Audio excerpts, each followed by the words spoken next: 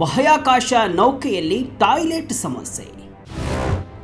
193 ಕೋಟಿ ಶೌಚಾಲಯದಲ್ಲಿ ಆಗಿದ್ದೇನು? ಎಸ್ ವೀಕ್ಷಕರೇ, ಬಾಹ್ಯಾಕಾಶ ಸಂಶೋಧನೆ ಅಂದರೆ ಕೇವಲ ಬೃಹತ್ ರಾಕೆಟ್ಗಳು, ಶಕ್ತಿಯುತ ಇಂಜಿನ್ಗಳು ಮತ್ತು ಸಂಕೀರ್ಣ ಸಂಚರಣೆ ವ್ಯವಸ್ಥೆಗಳಷ್ಟೇ ಅಲ್ಲ. ಅದು ಭೂಮಿಗಿಂತ ಸಂಪೂರ್ಣವಾಗಿ ಭಿನ್ನವಾದ ಪರಿಸರದಲ್ಲಿ ಮಾನವನ ದಿನಚರಿಯನ್ನು ನಿರ್ವಹಿಸುವುದು ಸವಾಲಿನ ಕೆಲಸ. 5 ದಶಕಗಳ ಸುದೀರ್ಘ ಕಾಯುವಿಕೆಯ ನಂತರ ನಾಸಾ ಆರ್ಟೆಮಿಸ್ 2 ಮಿಷನ್ ಮೂಲಕ ಮಾನವರನ್ನು ಚಂದ್ರನ ಕಕ್ಷೆಗೆ ಕಳುಹಿಸುವಂತಹ ಮಹತ್ವದ ಹೆಜ್ಜೆಯನ್ನು ಇಟ್ಟಿದೆ. ಆದರೆ ಈ ಅತ್ಯಾಧುನಿಕ ಮಿಷನ್ನಲ್ಲಿ ವಿಜ್ಞಾನಿಗಳಿಗೆ ತಲೆನೋವಾಗಿ ತಂದಿರುವುದು ಬಾಹ್ಯಾಕಾಶ ನೌಕೆಯ ಶೌಚಾಲಯ ವ್ಯವಸ್ಥೆ, ಅಂದರೆ ಟಾಯ್ಲೆಟ್ ವ್ಯವಸ್ಥೆ. ಇದರ ಬೆಲೆ ಕೇಳಿದರೆ ನಿಮಗೆ ತಲೆ ತಿರುಗುತ್ತೆ. ಆ ಶೌಚಾಲಯದ ಬೆಲೆ ಬರೋಬ್ಬರಿ 193 ಕೋಟಿ ರೂಪಾಯಿ. ಹೌದು, ನೀವು ಕೇಳ್ತಾ ಇರೋದು ನಿಜ.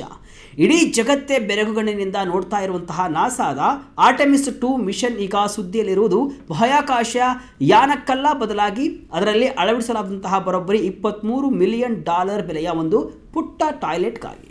ನಾಸಾದ ಆರ್ಟೆಮಿಸ್ 2 ಮಿಷನ್ ಮೊನ್ನೆಯಷ್ಟೇ ಯಶಸ್ವಿಯಾಗಿ ಉಡಾವಣೆಯಾಗಿದೆ. ಬರೋಬ್ಬರಿ 50 ವರ್ಷಗಳ ಬಳಿಕ ಚಂದ್ರನತ್ತ ಗಗನಯಾತ್ರಿಗಳು ಹೊರಟಿದ್ದಾರೆ.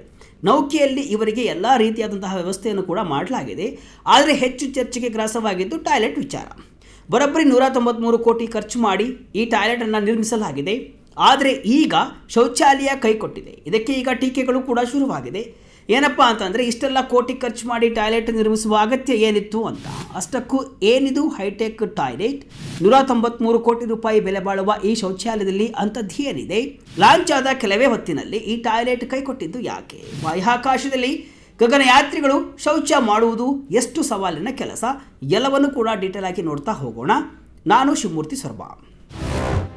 ಅಪ್ಪಟ ಟೈಟಾನಿಯಂನಿಂದ ತಯಾರಾದ ಶೌಚಾಲಯ, 6 ವರ್ಷಗಳ ಶ್ರಮ, 190 ಕೋಟಿ ಖರ್ಚು.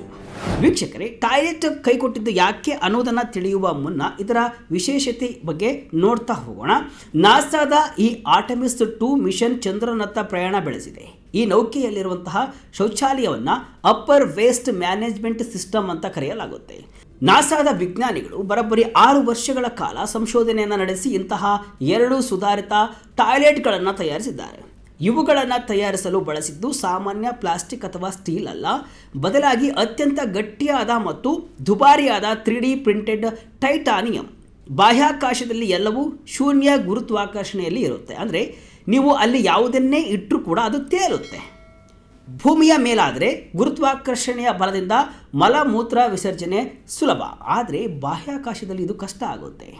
ಬಾಹ್ಯಾಕಾಶದ ನೌಕೆಯಲ್ಲಿ ಕುಳಿತಾಗ ಅಲ್ಲಿ ಕಸ ಅಥವಾ ತ್ಯಾಜ್ಯ ತೇಲಬಾರದು. ಒಂದು ವೇಳೆ ಹಾಗೇನಾದರೂ ಆದರೆ ಅದು ಗಗನಯಾತ್ರಿಗಳ ಆರೋಗ್ಯಕ್ಕೆ ಮಾತ್ರವಲ್ಲ, ಇಡೀ ನೌಕೆಯ ತಾಂತ್ರಿಕ ವ್ಯವಸ್ಥೆಗೆ ಅಪಾಯವನ್ನು ತಂದೊಡ್ಡುತ್ತೆ. ಹೀಗಾಗಿಯೇ ಈ 190 ಕೋಟಿ ರೂಪಾಯಿ ಟಾಯ್ಲೆಟನ್ನು ವಿಶೇಷವಾದ ಸಕ್ಷನ್ ಸಿಸ್ಟಮ್, ಅಂದರೆ ಗಾಳಿಯನ್ನು ಹೀರುವಂತಹ ತಂತ್ರಜ್ಞಾನದ ಮೂಲಕ ಅಭಿವೃದ್ಧಿಯನ್ನು ಪಡಿಸಲಾಗಿದೆ.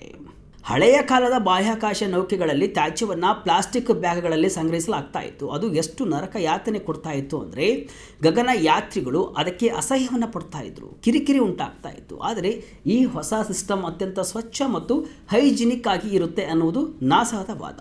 ಎಷ್ಟು ಸಮಸ್ಯೆಯಾಗಿ ಕಾಡ್ತಾ ಇತ್ತು ಅಂದರೆ, ಒಂದು ವೇಳೆ ಈ ಗಾಳಿಯ ಹರಿವಿನಲ್ಲಿ ಸಣ್ಣ ವ್ಯತ್ಯಾಸವಾದರೂ ಕೂಡ ತ್ಯಾಜ್ಯವು ನೌಕೆಯ ಒಳಗೆ ತೇಲಲು ಆರಂಭಿಸಬಹುದು. ನೀವೊಮ್ಮೆ ಊಹೆ ಮಾಡಿಕೊಳ್ಳಿ. ಇದು ಕೇವಲ ಅಸಹ್ಯಕರಷ್ಟೇ ಅಲ್ಲ, ಗಗನಯಾತ್ರಿಗಳ ಆರೋಗ್ಯಕ್ಕೆ ಗಂಭೀರ ಅಪಾಯವನ್ನು ಕೂಡ ತಂದೊಡ್ಡುತ್ತೆ. ಕಿರಿದಾದ ಜಾಗದಲ್ಲಿ ಕಸ ಅಥವಾ ತ್ಯಾಜ್ಯ ತೇಲಾಡುವುದು ತಾಂತ್ರಿಕ ಉಪಕರಣಗಳಿಗೂ ಕೂಡ ಹಾನಿ ಮಾಡಬಹುದು. ಗಗನಯಾತ್ರಿಗಳ ದೈಹಿಕ ಆರೋಗ್ಯದಷ್ಟೇ ಅವರ ಮಾನಸಿಕ ನೆಮ್ಮದಿಯೂ ಕೂಡ ಮುಖ್ಯ ಆಗುತ್ತೆ.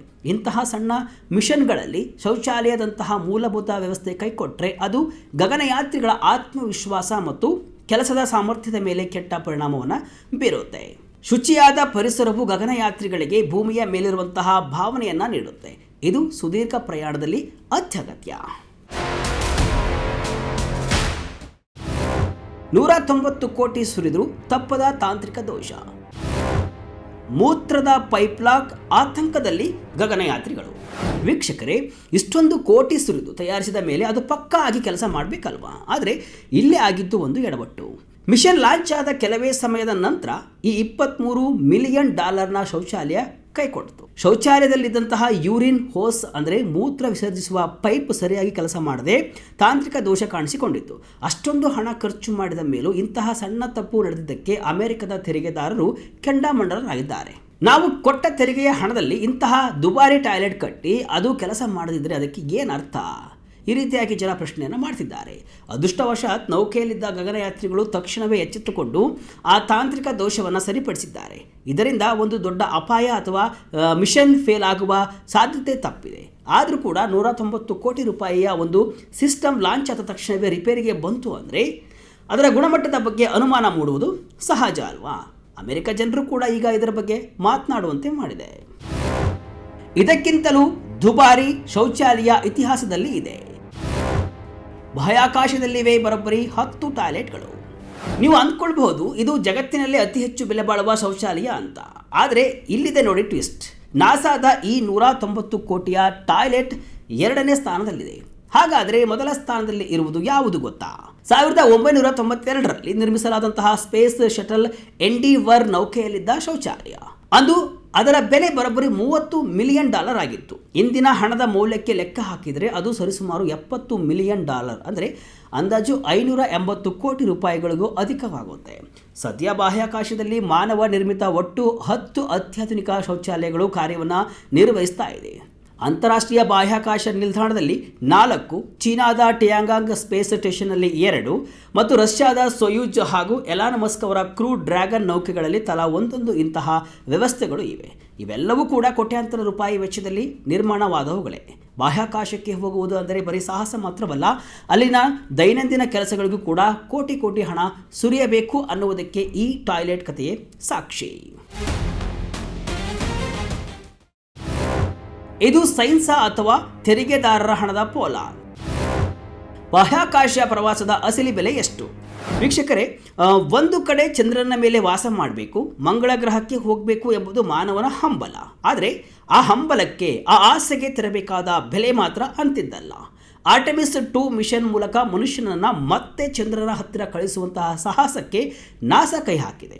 ಇಂತಹ ಸಮಯದಲ್ಲಿ ಗಗನಯಾತ್ರಿಗಳ ಕನಿಷ್ಠ ಅವಶ್ಯಕತೆಗಳನ್ನು ಪೂರೈಸಲು ಇಷ್ಟೊಂದು ದೊಡ್ಡ ಮಟ್ಟದ ತಂತ್ರಜ್ಞಾನ ಬೇಕಾಗುತ್ತೆ. ಆದರೆ ಜನಸಾಮಾನ್ಯರ ಪ್ರಶ್ನೆ ಒಂದೇ.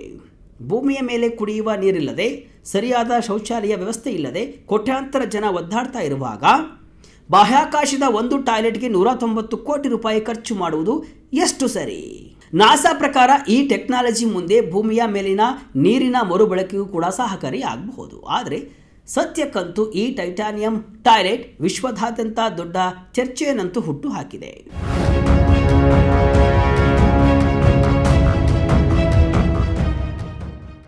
ವೀಕ್ಷಕರೇ, ವಿಜ್ಞಾನ ಬೆಳೆದಂತೆ ಸವಾಲುಗಳು ಕೂಡ ಬೆಳೆಯುತ್ತವೆ. ಬಾಹ್ಯಾಕಾಶದಲ್ಲಿ ಒಂದು ತೊಟ್ಟು ನೀರು ಕೂಡ ಚಿನ್ನದಂತೆ ಬೆಲೆ ಬಾಳುತ್ತೆ. ಅಲ್ಲಿನ ತ್ಯಾಜ್ಯ ವಿಲೇವಾರಿ ಎನ್ನುವುದು ವಿಜ್ಞಾನಿಗಳಿಗೆ ದೊಡ್ಡ ತಲೆನೋವು. ಆ ತಲೆನೋವಿಗೆ ಪರಿಹಾರವಾಗಿ ನಾಸಾ ಈ ದುಬಾರಿ ಶೌಚಾಲಯವನ್ನು ಕಂಡು ಹಿಡಿದಿದೆ. ಆದರೆ ಅದು ಪದೇ ಪದೇ ರಿಪೇರಿಗೆ ಬರುವುದು ವಿಜ್ಞಾನಿಗಳ ಕಾರ್ಯಕ್ಷಮತೆಯ ಮೇಲೆ ಪ್ರಶ್ನೆಯನ್ನು ಮೂಡಿಸುತ್ತೆ. ಬಾಹ್ಯಾಕಾಶ ಎನ್ನುವುದು ಕೇವಲ ನಿಗೂಢಗಳ ಲೋಕವಲ್ಲ, ಅದು ಸವಾಲುಗಳ ಸಾಗರವೂ ಹೌದು. 193 ಕೋಟಿ ರೂಪಾಯಿ ಮೊತ್ತ ಕೇಳಲು ದಿಗಿಲು ಹುಟ್ಟಿಸಬಹುದು. ಆದರೆ ಶೂನ್ಯ ಗುರುತ್ವಾಕರ್ಷಣೆಯಲ್ಲಿ ಮಾನವನ ಅಸ್ತಿತ್ವ ಮತ್ತು ಆರೋಗ್ಯವನ್ನು ಕಾಪಾಡಿಕೊಳ್ಳಲು ಇಂತಹ ದುಬಾರಿ ಸಂಶೋಧನೆಗಳ ಅನಿವಾರ್ಯ ಅಗತ್ಯವಾಗಿದೆ. ಇದು ನಾಸಾದ ವಾದ ಕೂಡ. ತೆರಿಗೆದಾರರ ಹಣದ ಪೋಲು ಮತ್ತು ವಿಜ್ಞಾನದ ಅನಿವಾರ್ಯತೆಯ ನಡುವೆ ಈಗ ದೊಡ್ಡ ಚರ್ಚೆ ನಡೀತಾ ಇದೆ. ಆದರೂ ಚಂದ್ರನ ಮೇಲೆ ಮಾನವ ಮತ್ತೆ ಹೆಜ್ಜೆ ಇಡುವ ಈ ಐತಿಹಾಸಿಕ ಸಂದರ್ಭದಲ್ಲಿ ಇಂತಹ ತಾಂತ್ರಿಕ ಅಡೆತಡೆಗಳು ವಿಜ್ಞಾನಿಗಳಿಗೆ ಹೊಸ ಪಾಠ. ಈ ಬಗ್ಗೆ ನಿಮಗೇನನಿಸುತ್ತೆ? 190 ಕೋಟಿ ರೂಪಾಯಿಯನ್ನು ಒಂದು ಶೌಚಾಲಯಕ್ಕೆ ಖರ್ಚು ಮಾಡಿದ್ದು ಸರಿನಾ, ಅಥವಾ ಇದು ವಿಜ್ಞಾನದ ಹೆಸರಲ್ಲಿ ನಡೆಯುತ್ತಿರುವಂತಹ ಹಣದ ಪೋಲ? ನಿಮ್ಮ ಅನಿಸಿಕೆಯನ್ನು ಕಮೆಂಟ್ ಮೂಲಕ ತಿಳಿಸಿ. ಇದಿಷ್ಟು ಇವತ್ತಿನ ವಿಶೇಷ. ಇದೇ ರೀತಿ ಹಲವು ವಿಶ್ಲೇಷಣೆ ಮಾಹಿತಿ ಅಷ್ಟೇ ಅಲ್ಲ, ಮನರಂಜನೆಯ ವಿಡಿಯೋಗಳಿಗಾಗಿ ವಿಜಯ ಕರ್ನಾಟಕ ವೆಬ್ಸೈಟ್, ಫೇಸ್ಬುಕ್ ಹಾಗೂ ಯೂಟ್ಯೂಬ್ ಪೇಜನ್ನು ಫಾಲೋ ಮಾಡಿ. ಧನ್ಯವಾದಗಳು.